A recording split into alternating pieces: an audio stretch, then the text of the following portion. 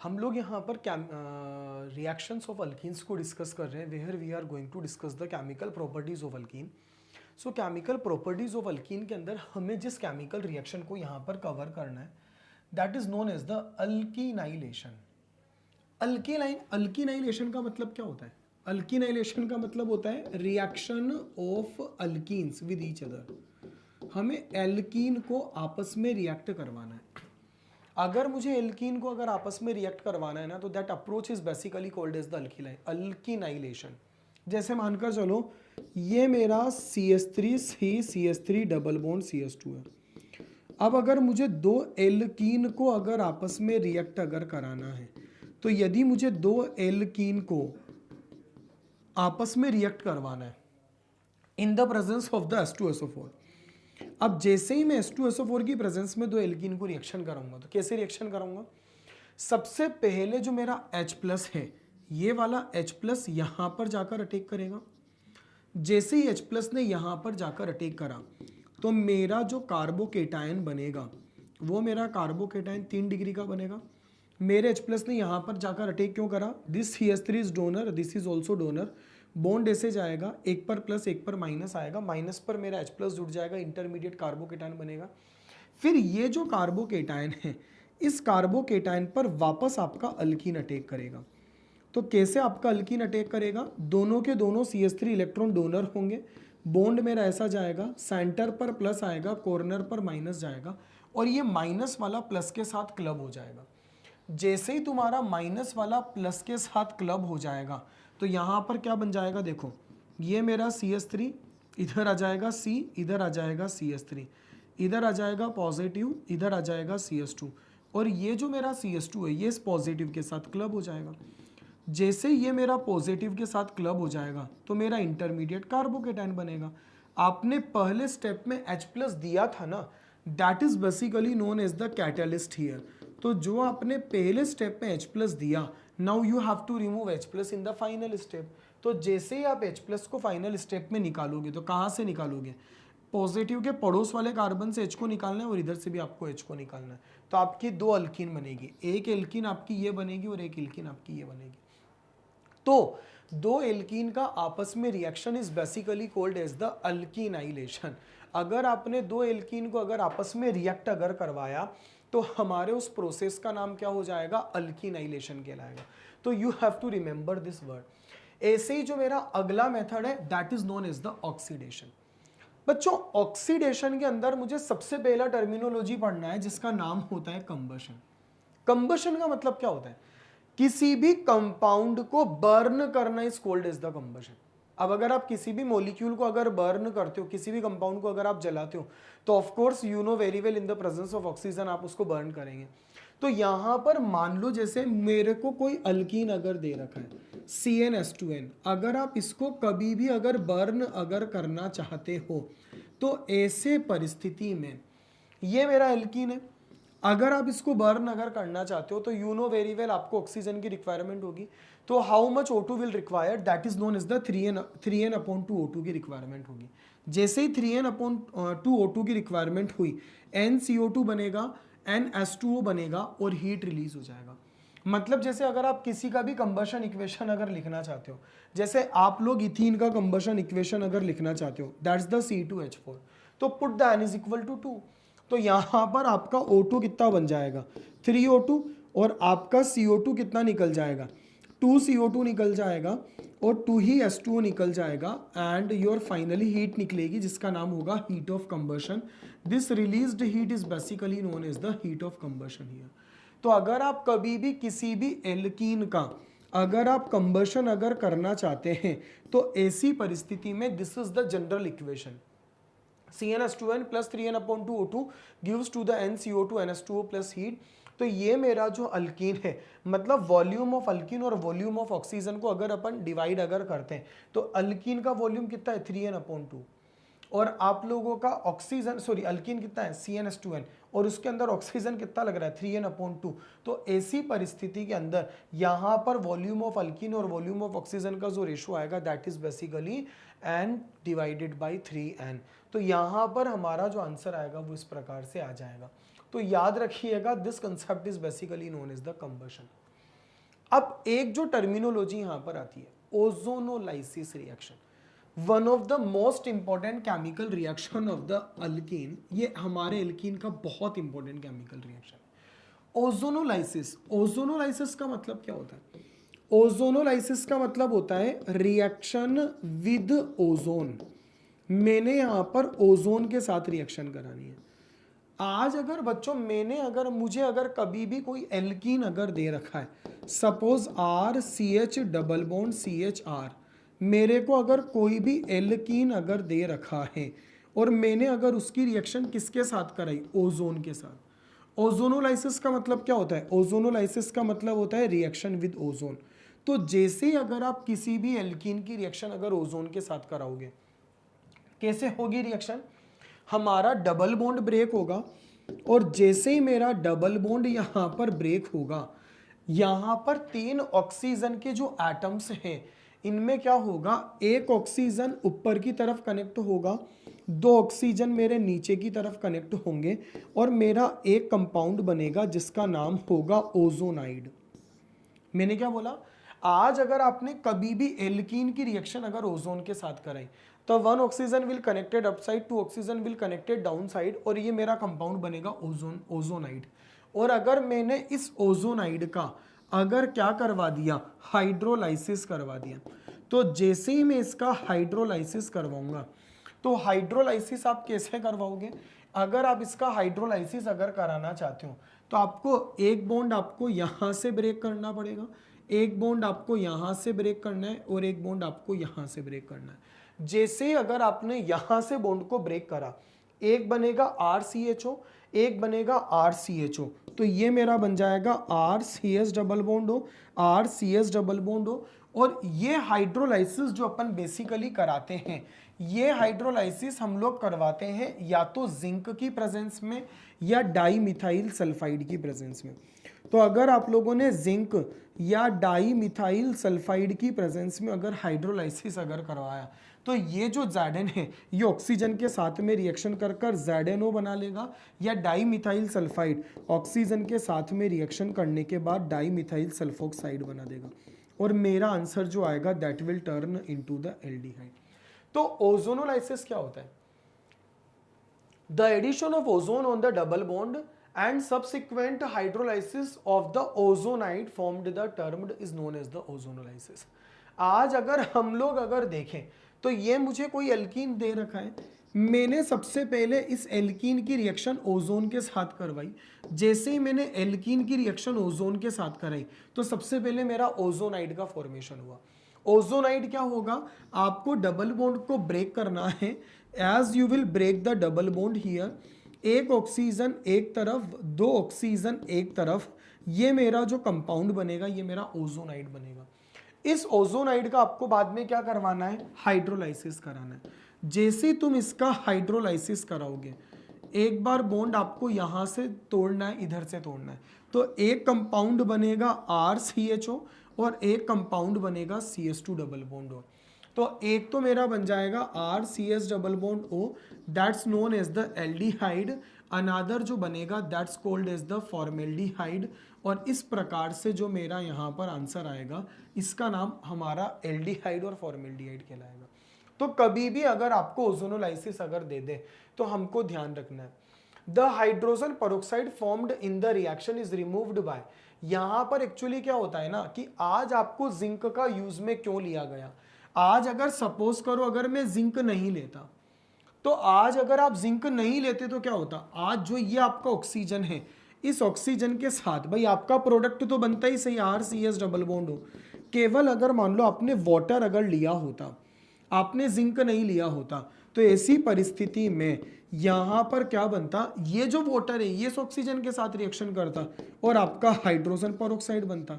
Hydrogen peroxide क्या है? Oxidising agent है। अगर मेरा हाइड्रोजन पेरोक्साइड ऑक्सीडाइजिंग एजेंट है, तो ये क्या करेगा? इन दोनों का ऑक्सीडेशन करेगा, और ऑक्सीडेशन करने के बाद में इसका कार्बोक्सिलिक एसिड बना देगा और उसका फॉर्मिक एसिड बना देगा। तो यहाँ पर चूंकि पेरोक्साइड नहीं बने, इसलिए हमने जिंक को यूज में लिया। the hydrogen peroxide formed in the reaction is removed by adding zinc dust because it is being an oxidizing agent, oxidized carbonyl compound into the acid.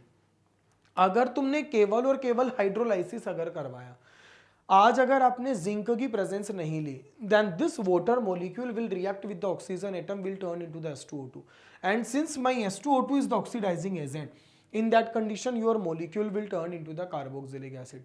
Therefore, to prevent the formation of the carboxylic acid, we have to use what? We have to use the zinc here या dimethyl sulphide here, जो कि मेरे molecule को aldehyde ketone में convert कर देगा. अच्छा, ये वाली रिएक्शन बड़ी आसान है बच्चों. अगर आपको इस रिएक्शन के अंदर अगर इतने नाटक नहीं करने हो, अगर आपको कभी भी इतना होल प्रोसेस करने की नीड ना हो, तो आपके पास एक सिंपल सा तरीका भी है. क्या तरीका है? डबल बॉन्ड को ब्रेक करो, एक ऑक्सीजन इधर जोड़ो, एक ऑक्सीजन इधर जोड़ो, एक प्रोडक्ट बन जाएगा RCHO और एक प्रोडक्ट बन जाएगा CH2 डबल बॉन्ड O, और CH2 डबल बॉन्ड O को ही हम लोग फॉर्मेल्डिहाइड बोलते हैं. तो कभी भी अगर आपको कोई रिएक्शन अगर दे रखी है और अगर आपको वो वाली रिएक्शन में अगर प्रोडक्ट अगर बनाना हो, तो ऐसे केस में आपका काम केवल इतना है, डबल बॉन्ड को तोड़ना है, OO को जोड़ना है. जैसे ही तुम डबल बॉन्ड को तोड़ोगे और OO को जोड़ोगे, 1 मिनट में आप लोगों का आंसर आ जाएगा. इसका नाम क्या होता है? ओजोनोलाइसिस. जैसे आज अगर मान लो मैंने आपको एक सवाल अगर ये वाला दे दिया और अगर मैंने आप लोगों से अगर पूछा कि मैं इस वाले मॉलिक्यूल की रिएक्शन ओजोन के साथ कराना चाहता हूँ और फिर मैं इसका हाइड्रोलाइसिस कराना चाहता हूँ जिंक की प्रेजेंस में, तो बताओ प्रोडक्ट क्या बनेगा? हमारा तरीका सिंपल है, डबल बॉन्ड को तोड़ना है, OO को जोड़ना है. फिर मैंने क्या बोला? डबल बॉन्ड को तोड़ना है और OO को जोड़ना है. जैसे तुम डबल बॉन्ड को तोड़ोगे तो एक प्रोडक्ट क्या बन जाएगा? CH2 double bond O. अगर तुम डबल बॉन्ड को तोड़ोगे तो एक प्रोडक्ट क्या बन जाएगा? CH2 double bond O. और बीच वाला प्रोडक्ट क्या बन जाएगा? बीच वाला प्रोडक्ट आपका बन जाएगा CS डबल बॉन्ड O और इधर आ जाएगा CS डबल बॉन्ड O. ये वाला जो मेरा प्रोसेस है that is basically known as what? ये मेरा कंपाउंड कहलाएगा, ये मेरा अप्रोच कहलाएगा. क्या? ओजोनोलाइसिस.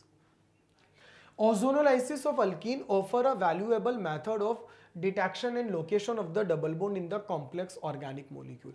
अगर मुझे कोई भी, जैसे मैं आपसे एक छोटा सा क्वेश्चन करता हूं बच्चों, एक कोई एल्कीन X दे रखा है, मेरे से कहा कि अगर मैंने उस X का अगर ओजोनोलाइसिस अगर करा और ओजोनोलाइसिस करने के बाद में अगर मैंने उसका जिंक की प्रेजेंस में हाइड्रोलाइसिस करा, हाइड्रोलाइसिस करते ही मेरा एक प्रोडक्ट तो बन गया CH3 CH2 CS double bond O और एक प्रोडक्ट मेरा बन गया CH2 डबल बॉन्ड O. क्या आप जज कर सकते हो कि आपकी एल्कीन में डबल बॉन्ड कहां पर होगा? मैं बता सकता हूं.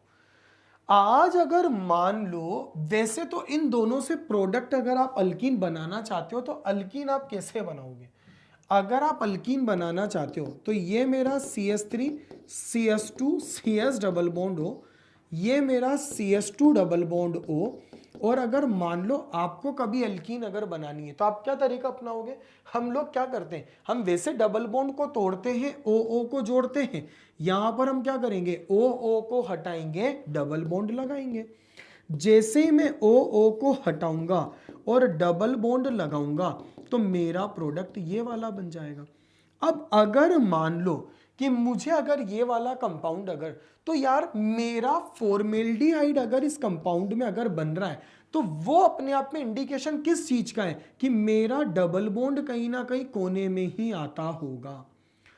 तो मैंने आपसे क्या बोला? आज अगर मान लो कि यहां पर आप इस वाले मेथड का जो बेसिकली यूज अगर आप लेते हो, तो इस मेथड का बेसिकली नीड क्या होती है? इस मेथड की बेसिकली यूजेस क्या है? इसका यूज होता है डबल बॉन्ड की प्रेजेंस को डिटेक्ट करना, डबल बॉन्ड की पोजीशन को डिटेक्ट करना. आज आप देखो ना, ozonolysis of alkyne offers a valuable method of detection and location of the double bond in the complex organic molecule. आज अगर मान लो जैसे मैंने आपसे बोल दिया, एक मेरी कोई X एल्कीन है, अगर मैंने इसका ओजोनोलाइसिस करवाया और ओजोनोलाइसिस करवाने के बाद में हाइड्रोलाइसिस भी अगर करवा दिया और हाइड्रोलाइसिस कराने के बाद में मेरा जो मॉलिक्यूल है वो अगर मान लो यहाँ पर अगर मेरा जो मॉलिक्यूल है वो वाला मॉलिक्यूल मुझे 2 इक्विवेलेंट ऑफ द CH3CHO दे रहा है, अगर 2 इक्विवेलेंट ऑफ अगर CH3CHO अगर दे रहा है, इसका मतलब क्या हुआ कि ये मेरा पहला CH3CHO और ये मेरा दूसरा CH3CHO। आपको क्या करना है, OO को हटाना है और डबल बॉन्ड को लगाना है। जैसे ही आपने OO को हटाया और डबल बॉन्ड लगा दिया तो मेरा आंसर ब्यूटूइन आ जाएगा। ब्यूटूइन का आना हमारे लिए क्या शो करेगा कि मेरा डबल बॉन्ड सेंटर पर है, मेरा डबल बॉन्ड यहाँ पर बीच में प्रेजेंट है। तो ozonolysis method is basically valuable method to detect the position of the double bond here. अगला बेसिकली रिएक्शन आती है बच्चों ऑक्सीडेशन बाय बेयर्स रिएजेंट। आज अगर हम लोग अगर देखें ऑक्सीडेशन बाय बेयर्स रिएजेंट, यदि मैं यहां पर बेयर्स रिएजेंट की अगर मैं बात करूं कि बेयर्स रिएजेंट क्या होता है और हमें उसकी प्रेजेंस में ऑक्सीडेशन करना है। बेयर्स रिएजेंट क्या होता है बच्चों, bears reagent is 1% cold alkaline KMnO4 solution. 1% cold alkaline KMnO4 solution जो होता है ना उसका नाम होता है bears reagent. 1% cold alkaline KMnO4 solution bears reagent कहलाता है।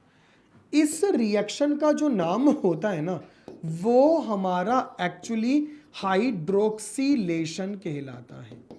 हाइड्रोक्सिलेशन का मतलब हमें पाई बॉन्ड को तोड़ना है और OH OH को जोड़ना है। जैसे आज अगर मान लो मुझे कभी भी कोई अल्कीन अगर दे रखा है, अगर मेरे को एल्कीन अगर दे रखा है और आज अगर मैं उस एल्कीन का ऑक्सीडेशन अगर करना चाहता हूं तो ऐसे केस में मैंने यहाँ पर कोल्ड KMnO4 से ऑक्सीडाइज्ड करना है। तो मैंने क्या बोला 1% cold alkaline KMnO4 solution. 1% cold alkaline KMnO4 solution का मतलब क्या होता है, 1% कोल्ड अल्केलाइन KMnO4 सॉल्यूशन का बेसिकली मतलब क्या होता है कि मैंने क्या कर रखा है कि 1% के पानी लिया और जितना मेरे पास वाटर है उस वाटर में मैंने 1% KMnO4 ऐड कर दिया।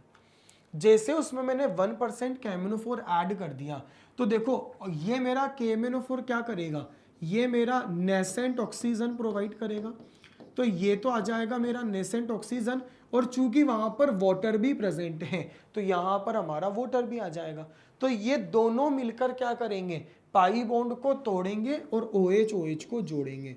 जैसे ही पाई बॉन्ड टूटेगा और OH OH जुड़ेगा मेरा कंपाउंड ग्लाइकोल में कन्वर्ट हो जाएगा, डाईओल में कन्वर्ट हो जाएगा। आज ये वाली जो रिएक्शन है ना इसको हाइड्रोक्सिलेशन क्यों बोला गया, क्योंकि यहाँ पर आप पाई बॉन्ड को तोड़ रहे हो और OH OH को जोड़ रहे हो।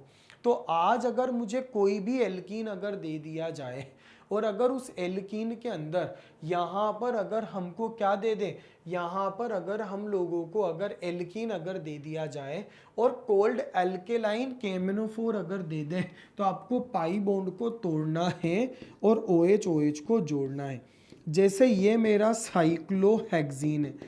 आज बेयर्स रिएजेंट का आइडेंटिफिकेशन क्या होगा, ये मुझे KMnO4 दे रखा है, यहाँ पर मुझे कोल्ड मेंशन कर देगा और अल्केलाइन है तो OH माइनस भी मेंशन कर सकता है। आपको कुछ भी नहीं करना, आपका काम क्या होगा, पाई बॉन्ड को तोड़ना है और OH OH को जोड़ना है। तो मेरा जो आंसर आएगा वो आ जाएगा cyclohexane 1,2 diol. It one will be the answer of the question. तो this method is basically known as what, Baeyer's reagent. आज अगर हम लोगों को इथाइलिन अगर दे रखा है, इथाइलिन अगर मुझे दे रखा है और मैंने अगर इसकी रिएक्शन बेयर्स रिएजेंट के साथ करे। अच्छा एक इंपॉर्टेंट बात इसके अंदर मैं आपको बताता हूं, ये वाला जो मेथड होता है ना इसको हम लोग टेस्ट ऑफ अनसैचुरेशन बोलते हैं। क्या बोलते हैं? Test of unsaturation. Test of unsaturation का मतलब बेयर्स रिएजेंट का जो कलर होता है ना वो पिंक होता है। अगर बेयर्स रिएजेंट का कलर अगर पिंक होता है और ड्यूरिंग द रिएक्शन ये जो हमारा पिंक कलर है एक्चुअली ये कलरलेस हो जाता है, ये कलर डिसअपीयर हो जाता है। जैसे मतलब टेस्ट ऑफ अनसैचुरेशन का मतलब क्या हुआ कि आज अगर आपको कोई भी अनसैचुरेटेड कंपाउंड अगर दे दे, चाहे अल्कीन दे दे चाहे अल्काइन दे दे, आज अगर आप कभी भी उसको आइडेंटिफाई करना चाहते हो तो हाउ यू विल आइडेंटिफाई? आप उसके अंदर बेयर से, जैसे मुझे कोई अगर मान लो एक बीकर में अल्कीन प्रेजेंट है and anyone wanted to ask to me that कि प्रूफ करो कि ये वाला मॉलिक्यूल मेरा एल्कीन है, तो हाउ आई विल प्रूफ? मैं कैसे प्रूफ करूंगा? प्रूफ करने के लिए मुझे क्या करना पड़ेगा? उसके अंदर बेयर से रिएजेंट डालूंगा। तो बेयर से रिएजेंट का कलर क्या होगा? Baby pink colour. जैसे बेबी पिंक कलर अगर होगा तो ऐसे केस में यहाँ पर क्या होगा? उसका पिंक कलर अगर डिसअपीयर अगर हो रहा है, कलरलेस अगर हो रहा है, तो वो अपने आप में अनसैचुरेटेड मॉलिक्यूल का आइडेंटिफिकेशन है।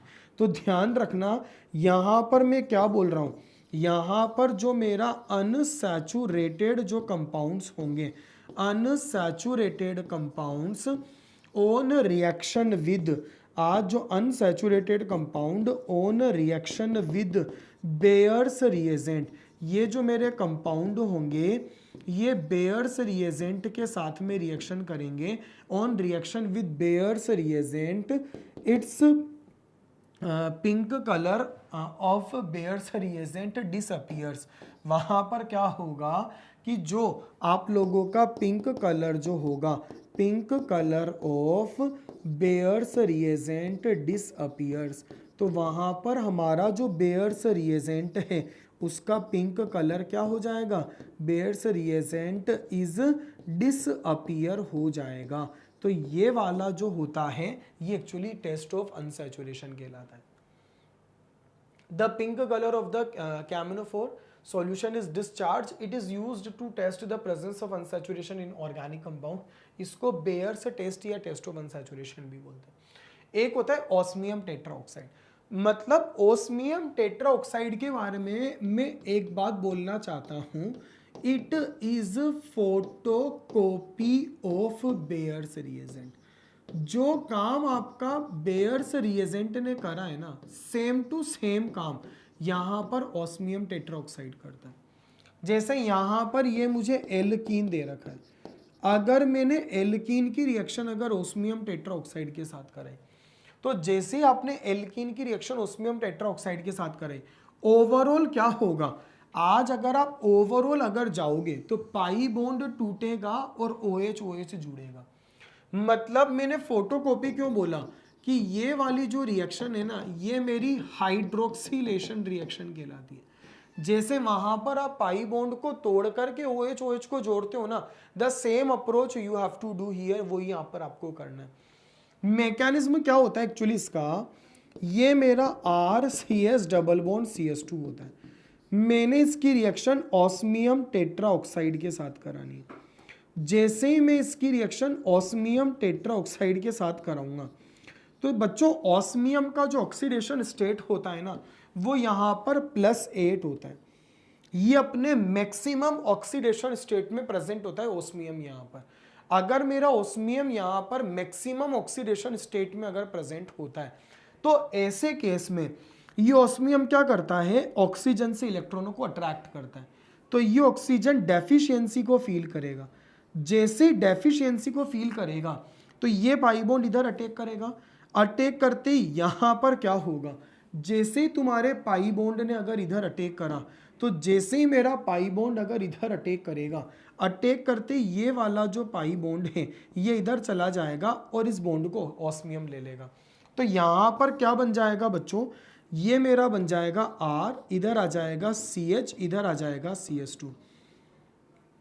ये जो मेरा कार्बन है ऑक्सीजन से कनेक्ट होगा, ये कार्बन ऑक्सीजन से कनेक्ट होगा, ये मेरा ऑस्मियम से कनेक्ट होगा, ये मेरा डबल बॉन्ड O होगा और ये भी मेरा डबल बॉन्ड O होगा।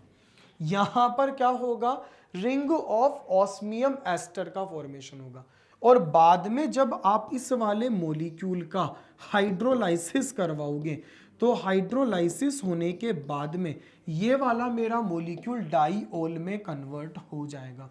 डाईओल में कैसे कन्वर्ट होगा, यहाँ से बॉन्ड तोड़ना, एक तरफ H और एक तरफ OH को जोड़ना, एक तरफ H और एक तरफ OH को जोड़ना। तो ये एक्चुअली इसका मैकेनिज्म कहलाता है। यदि मैं यहाँ पर प्रीवियस वाले की अगर बात करूँ तो उसका भी मैकेनिज्म ऐसा ही होता है।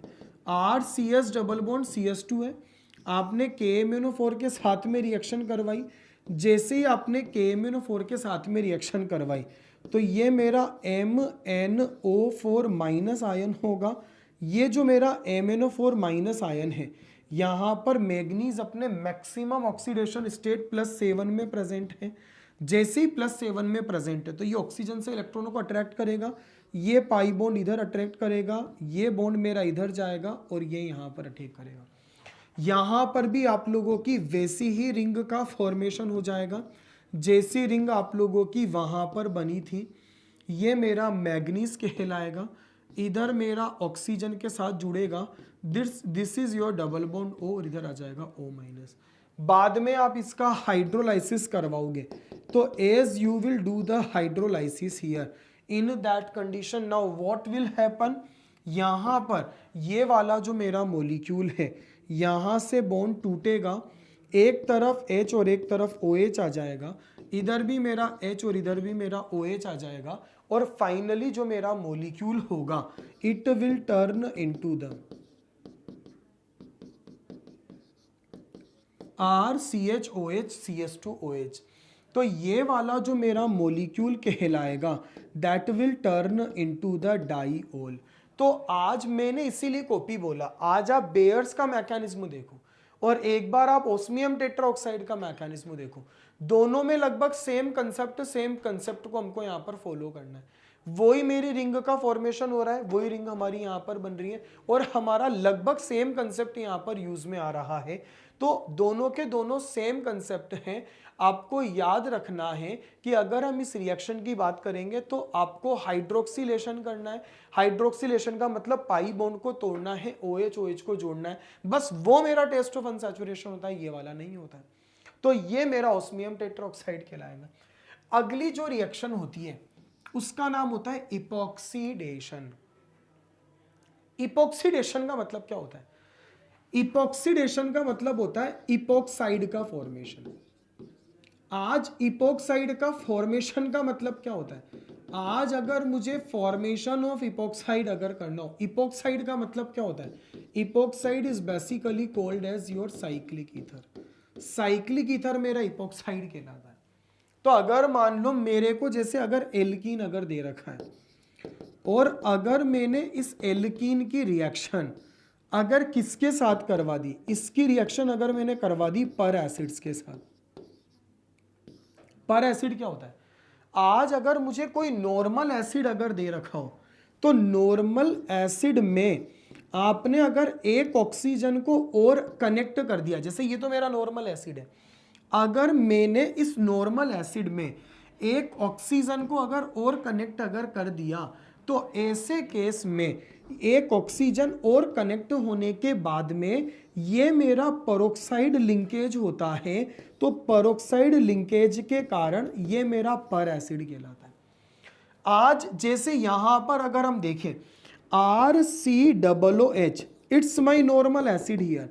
In the normal acid, if additional oxygen is added here, in that situation, it is called as your per acids. बच्चों पूरी ऑर्गेनिक केमिस्ट्री में अगर आपको कभी भी पर एसिड अगर नजर आएगा, then task of the per acid is always the same and always fixed. And what's its task? ये हमेशा और हमेशा एक एडिशनल ऑक्सीजन देने का काम करेगा। तो जैसे ये मेरा एडिशनल ऑक्सीजन देगा, ये एडिशनल ऑक्सीजन पाई बॉन्ड पर अटैक करेगा और जैसे ही पाई बॉन्ड पर अटैक करेगा अटैक करने के बाद my pi bond will break and oxygen will connected with the both carbon and this compound will turn into the cyclic ether and since this cyclic ether is basically called as the epoxide, this concept is basically known as the epoxidation. और ये मेरे पर acid की presence में epoxidation reaction हुई जहां पर हमारा साइक्लिक ईथर या इपॉक्साइड का फॉर्मेशन हुआ। बच्चों हम लोग यहाँ पर एक रिएक्शन को डिस्कस कर रहे थे जिसका नाम था इपॉक्सीडेशन। हम लोगों ने इपॉक्सीडेशन में जो डिस्कशन करा था वो था कि अगर आप किसी भी अल्कीन को अगर पर एसिड्स के साथ अगर रिएक्ट करवाते हो पर एसिड्स क्या होते हैं, जो हमारे नॉर्मल एसिड्स होते हैं उसमें अगर हमने ऑक्सीजन को अगर ऐड कर दिया तो मेरा पर एसिड बनेगा। ये जो पर एसिड का जो ऑक्सीजन एटम है ये एक एडिशनल ऑक्सीजन पाई बॉन्ड पर अटैक कर एक साइक्लिक ईथर में कन्वर्ट होगा और that is basically known as the epoxide cyclic ether and due to the formation of epoxide reaction is known as the epoxidation. आज अगर हम लोग यहाँ पर अगर अगली रिएक्शन को देखें, जैसे ये मेरा अल्कीन यहाँ पर मुझे दे रखा है, अगर मैं इस अल्कीन की अगर मैं बात करता हूँ और अगर मैंने इस एल्कीन की रिएक्शन अगर पर एसिड के साथ कराई, ये कौन है मेरा, ये मेरा C6H5 C double bond O, इधर आ जाएगा O और इधर आ जाएगा H। नॉर्मल ये मेरा बेंजोइक एसिड कहलाता है, लेकिन बेंजोइक एसिड में एक एडिशनल ऑक्सीजन आपने और जोड़ दिया तो वो मेरा कहलाएगा perbenzoic acid. Perbenzoic acid का जो ये ऑक्सीजन है it will attack on the pi bond और as it will attack on the pi bond तो ये वाला जो मेरा मॉलिक्यूल है what it will turn into the cyclic ether, ये वाला मॉलिक्यूल मेरा साइक्लिक ईथर में कन्वर्ट हो जाएगा। फिर मैं जैसे इस मॉलिक्यूल का हाइड्रोलाइसिस कराऊंगा, हाइड्रोलाइसिस का मतलब I want to do the acidic hydrolysis of this compound, तो मैं इसका कैसे एसिडिक हाइड्रोलाइसिस कराऊंगा। यहां पर अगर हम लोग देखें तो ये मेरा साइक्लिक ईथर है, साइक्लिक ईथर पर आपको एसिडिक मीडियम में हाइड्रोलाइसिस कराना है। मतलब सबसे पहले आपका H+ अटैक करेगा, जैसे ही H+ अटैक करेगा तो H+ ऑक्सीजन के लोन पेयर पर अटैक करेगा और जैसे ही आपका H+ ऑक्सीजन के लोन पेयर पर अटैक करेगा तो ये वाला जो मेरा मॉलिक्यूल है सबसे पहले इस प्रकार से बन जाएगा और अगले स्टेप में आपका जो वाटर का जो मॉलिक्यूल है वो वाटर का मॉलिक्यूल इस रिंग के अपोजिट डायरेक्शन से अटैक करेगा। जैसे इस रिंग के अपोजिट डायरेक्शन से अटैक करेगा तो यहां पर मेरी रिंग ओपन हो जाएगी, तो मेरा जो OH है ये OH इधर जुड़ जाएगा, इधर से रिंग होते एक OH इधर जुड़ जाएगा, मेरे दोनों के दोनों OH एक दूसरे के अपोजिट डायरेक्शन में जुड़ जाएंगे और मेरा एंटी एडिशन हो जाएगा। मतलब इस रिएक्शन में क्या, इसके पहले हम लोगों ने बेयर्स रिएजेंट पढ़ा था, ऑस्मियम टेट्राऑक्साइड पढ़ा था, वहां पर भी आपका हो तो एडिशन ऑफ OH ही रहा है, हाइड्रोक्सिलेशन है, लेकिन वो दोनों सीन एडिशन का एग्जांपल है। यहां पर सबसे पहले अगर आपने पर एसिड के साथ रिएक्शन करवाई और उसके बाद अगर आपने वाटर के साथ अगर रिएक्शन करवाई, एंटी एडिशन होता है और एंटी एडिशन होने के बाद में मेरा जो मॉलिक्यूल होगा that will turn into the diol but in the opposite direction. यहां पर मेरा anti addition of the hydroxyl group होगा। यहां पर अगर हम लोग अगर देखें तो इस जगह पर अगर हम अगली रिएक्शन की अगर बात करते हैं, जैसे ये मेरे को एल्कीन दे रखा है, इसको अगर मैंने अल्कीन की रिएक्शन पर फॉर्मिक एसिड के साथ कराई HCOOH, HCOOH का मतलब ये मेरा H इधर आ जाएगा, C डबल बॉन्ड O इधर भी आ जाएगा और इधर भी आ जाएगा H। तो आज अगर हम लोग अगर देखें तो ये मेरा क्या है, ये मेरा पर फॉर्मिक एसिड है, तो ये मेरा ऑक्सीजन जो रहेगा it will attack on the pi bond और as it will attack on the pi bond आपका टूटेगा और साइक्लिक ईथर बन जाएगा। जैसे ही साइक्लिक ईथर बनेगा ये मेरा पर एसिड में कन्वर्ट हो जाएगा और you will get the answer. तो हमको यहां पर ये वाली रिएक्शन दे रखी है। अच्छा, अगर आप जैसे कभी भी साइक्लिक ईथर अगर बनाना चाहते हो ना तो साइक्लिक ईथर को बनाने का एक तरीका और होता है बच्चों, that's known as the with Ag catalysed. अगर मानकर चलो कि मुझे अगर कोई अल्कीन अगर दे रखा है और अगर मैंने उस अल्कीन की रिएक्शन हाफ ऑफ O2 के साथ Ag की प्रेजेंस में करवाई, जैसे मेरे को कोई भी एल्कीन अगर दे रखा है, अगर मैंने उस एल्कीन की रिएक्शन करवानी है हाफ ऑफ O2 के साथ Ag की प्रेजेंस में लगभग 200 से 300 डिग्री सेल्सियस टेम्परेचर पर, ऐसे केस में यहां पर अगर हम देखें या तो आपको हाफ ऑफ O2 Ag दे देगा, या ऐसा भी हो सकता है कि इन दोनों की जगह पर एक कंपाउंड मेंशन कर दे Ag2O, ये भी मेंशन कर सकता है। ओवरऑल ये वाला जो मेरा ऑक्सीजन है, ये ऑक्सीजन पाई बॉन्ड को तोड़ेगा और साइक्लिक ईथर की फॉर्म में बन जाएगा। जैसे ही साइक्लिक ईथर की फॉर्म में बन जाएगा तो मेरा जो आंसर आएगा वो ये वाला आएगा, और that will turn into what, cyclic ether या ऑक्सीरेन या साइक्लिक इपॉक्साइड्स भी बोलते हैं। इपॉक्साइड वैसे साइक्लिक ही होता है, तो आपको ये वाली चीज याद रखना है।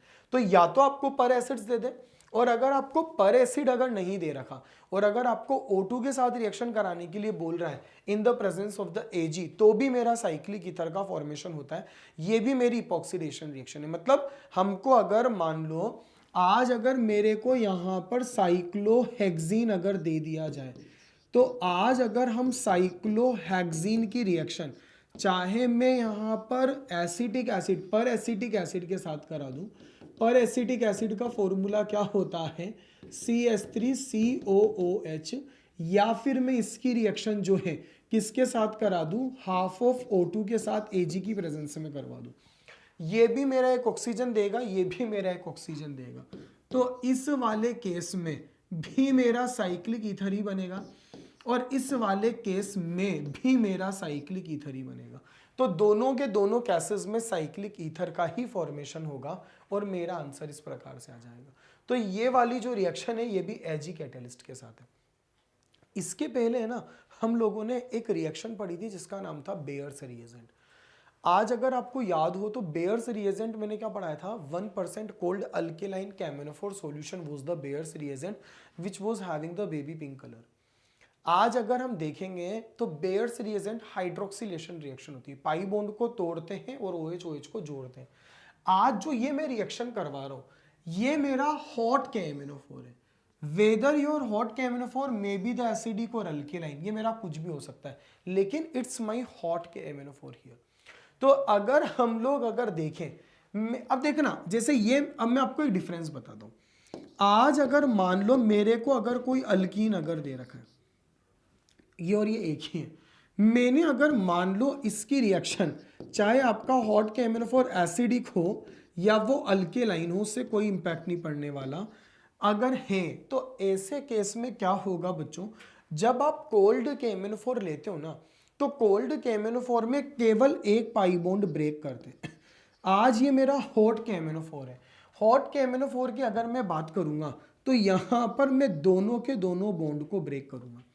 जैसे ही दोनों बॉन्ड को ब्रेक करूंगा, इधर वाले का मेरा एसिड बन जाएगा और इधर वाले का भी मेरा एसिड बनेगा।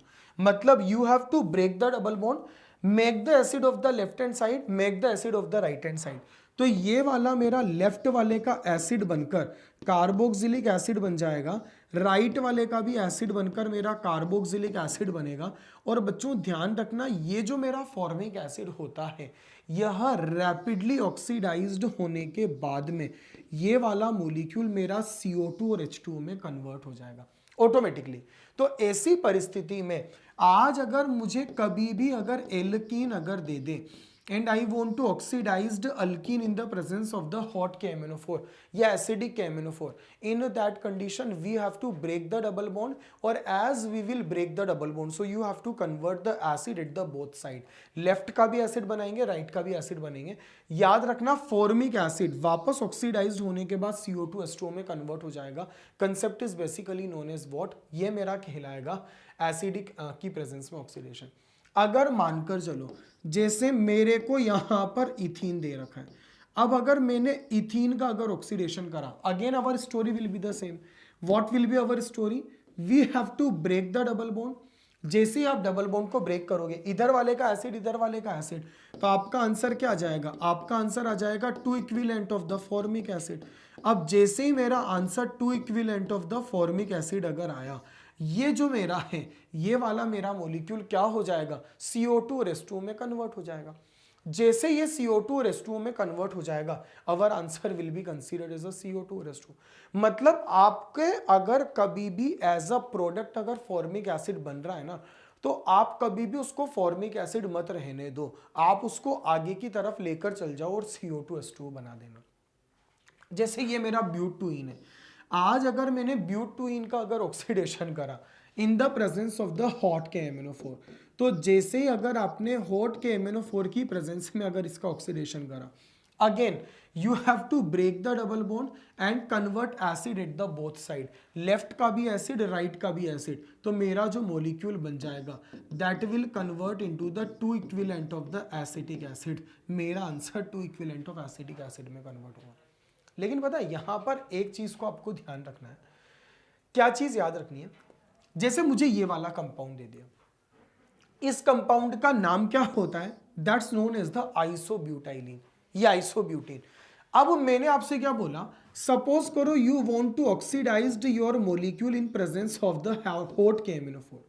तो अगर मान लो आप हॉट KMnO4 की प्रेजेंस में अगर ऑक्सीडेशन कर रहे हो, तो मैंने आपसे क्या बोला, आपको यहां पर डबल बॉन्ड को ब्रेक करना है। अब जैसे आप डबल बॉन्ड को ब्रेक करोगे, पता है इस कार्बन का एसिड नहीं बन सकता। भाई आप इस कार्बन का एसिड कैसे बनाओगे? ये तो कोई टर्मिनोलॉजी एग्जिस्ट ही नहीं करती है ना, इस कार्बन का तो एसिड बन ही नहीं सकता। अगर मेरे इस कार्बन का अगर एसिड नहीं बन सकता, ये चीज तो एग्जिस्ट ही नहीं करेगी ना। आप बोलोगे सर क्यों नहीं करेगी? क्योंकि कार्बन की वैलेंसी 5 हो गई। तो ऐसे केस में if the branched alkene is given to you and you want to oxidise your branched alkene, in that condition उसका आपको बना देना है। अगर आपको लगता है कि हमारा कार्बोक्सिलिक एसिड नहीं बन पा रहा, तो मेक इट कीटोन, आप इसका कीटोन बना दो और इधर एक कार्बन वाला मेरा फॉर्मिक एसिड में कन्वर्ट हो जाएगा, जो कि टूटने के बाद CO2 और H2O दे देगा। तो अगर मान लो आपको कभी भी ब्रांच्ड एल्कीन अगर दे रखा है, तो वो जो मेरा ब्रांच्ड अल्कीन होगा, वो ब्रांच्ड अल्कीन हमारा ऑक्सीडेशन के बाद में क्या बना देगा? वो हमारा कीटोन बना देगा। जैसे ये वाला कंपाउंड अगर मेरे को दे रखा है और मैंने इसको हॉट KMnO4 के साथ में अगर ऑक्सीडाइज करा, इधर से बॉन्ड को ब्रेक करूंगा, इसका भी एसिड बनेगा, इसका भी एसिड बनेगा। मैंने इधर वाले का एसिड बनाया, उधर वाले का भी एसिड बनाया, और वो वाला जो मेरा एसिड है वो CO2 और H2O में कन्वर्ट हो जाएगा। लेकिन अगर मानकर चलो कि यहां पर मुझे ये वाला कंपाउंड अगर दे रखा है और अगर मैंने इस वाले कंपाउंड का ऑक्सीडेशन अगर हॉट KMnO4 की प्रेजेंस में अगर करा, इन that condition now what will happen? जैसे अगर आपने इसको हॉट KMnO4 की प्रेजेंस में ऑक्सीडाइज करा, मैंने आपसे क्या बोला, यहां पर आपके बॉन्ड को ब्रेक करना है। अब जैसे ही आप इसको ब्रेक करोगे, इस वाले का सिंपल सी बात है, अगर तुम्हारे डबल बॉन्डेड कार्बन के पास में अगर हाइड्रोजन है, तो you can easily convert that molecule into the acid. तो इस वाले का एसिड, अब आपके पास अगर हाइड्रोजन नहीं है तो फिर आप एसिड नहीं बना सकते, इसका भी एसिड नहीं बन सकता, इसका भी एसिड नहीं बन सकता। तो ऐसे केस में जब दोनों केसेस में अगर एसिड नहीं बन पाएगा, तो what will be my answer? Then my answer will be considered as a two equivalent of the acetone. So ये वाली जो मेरी रिएक्शन है, ये वाली रिएक्शन मेरी क्या कहलाती है? KMnO4 की प्रेजेंस में ऑक्सीडेशन कहलाता है। तो आज अगर आपको कोल्ड KMnO4 दे रखा है, तो आप नॉर्मली पाई बॉन्ड को तोड़ करके OH को प्लेस करोगे। लेकिन अगर आपको कभी हॉट KMnO4 को दे रखा है, तो केवल पाई ब्रेक नहीं करना, दोनों बॉन्ड को ब्रेक करना है। और as you will break both bond, इधर वाले का भी एसिड बनाओ, इधर वाले का भी एसिड बनाओ। अगर आपको लगता है कि formation of acid is not compatible, तो कन्वर्ट इनटू द कीटोन, तो उधर वाले का कीटोन बना देना। और याद रखना, if the formic acid is given to you, in that condition you have to convert your molecule into the CO2 और H2O। This is the oxidation in the presence of hot KMnO4। इस प्रकार से हम hot KMnO4 की presence में oxidation करेंगे। अब बच्चों यहां पर हमारा जो नया टॉपिक आ रहा है, उस टॉपिक का नाम है Wacker process. Wacker process is oxidation method of alkyne here. यहां पर हमें एल्कीन का ऑक्सीडेशन ही करना है, और अगर हम लोग एल्कीन का ऑक्सीडेशन अगर करना चाहते हैं, it's your alkyne here and we want to do the oxidation of alkene in the presence of the PdCl2 CuCl2। तो जैसे अगर आप किसी भी एल्कीन का ऑक्सीडेशन अगर PdCl2 CuCl2 की प्रेजेंस में अगर करवाएंगे, करना कुछ भी नहीं है, आपका अल्कीन का ऑक्सीडेशन होगा। ऑक्सीडेशन होने के बाद जो मेरा अल्कीन होगा, मतलब एक तरह से देखा जाए तो ये वाली रिएक्शन होती क्या है, it's like a hydrolysis of alkyne followed by what, followed by oxidation. तो आपको ओवरऑल करना क्या है, पहले आपको इसका हाइड्रोलाइसिस करना है। जैसे ही आप इसका हाइड्रोलाइसिस करोगे, एक तरफ H और एक तरफ OH कनेक्ट होगा, और बाद में आपको इसका ऑक्सीडेशन करना है। जैसे ही आप इसका ऑक्सीडेशन करेंगे देन आपका मॉलिक्यूल इस वाले मॉलिक्यूल में कन्वर्ट हो जाएगा। तो अगर आपको कभी भी कोई एल्कीन अगर दे रखा हो और अगर आपने उसका ऑक्सीडेशन अगर PdCl2 CuCl2 की प्रेजेंस में करा, तो कुल मिलाकर सबसे पहले हाइड्रोलाइसिस करना है फॉलोड बाय ऑक्सीडेशन, मेरा मॉलिक्यूल CH3CHO में कन्वर्ट हो जाएगा। यहां पर अगर मान लो मुझे एल्कीन अगर दे रखा है, तो मैंने आपको क्या तरीका बताया, at first do the hydrolysis, as you will do the hydrolysis. तो यहां पर आपका हाइड्रोलाइसिस ऐसा हो जाएगा, and what you have to do, then you have to do the oxidation here. जैसे ही आप ऑक्सीडेशन अगर करोगे तो ये वाला मेरा मॉलिक्यूल कीटोन में कन्वर्ट हो जाएगा। तो कुल मिलाकर अगर आपको कभी भी एल्कीन को PdCl2 CuCl2 की प्रेजेंस में अगर आपको ऑक्सीडेशन अगर करना होगा, तो मेरे इस वाले मेथड का नाम क्या होगा, that will be called as the Wacker process. ये मेरा वैकर प्रोसेस कहलाएगा।